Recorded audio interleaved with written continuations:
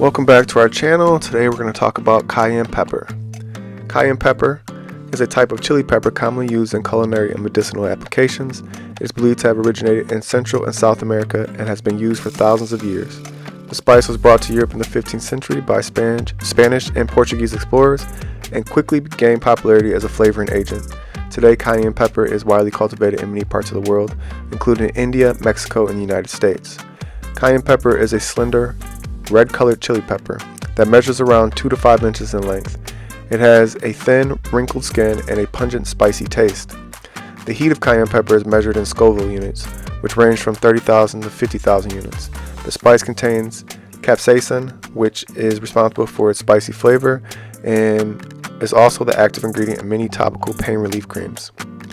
Cayenne pepper is a warm season crop that requires full sun and warm temperatures. It can be grown in containers or in the ground, but it requires well-draining soil with a pH level between 6.0 and 7.0. The plant prefers moderate watering and should be fertilized with balanced fertilizer every few weeks.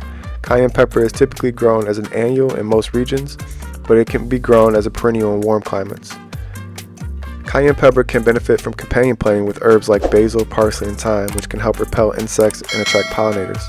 Other companion plants that are beneficial for cayenne pepper include beans, peas, and tomatoes, which can help improve soil quality and provide shade to the pepper plants. Cayenne pepper is a popular spice that is used in many dishes, including soups, stews, and sauces. It is also used in traditional medicines to treat a variety of ailments including pain, inflammation, and digestive issues. The topical creams and ointments containing capsaicin derived from cayenne pepper are also used for pain relief.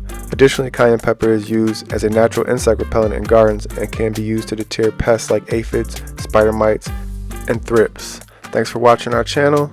I hope to see you again. Don't forget to like and subscribe.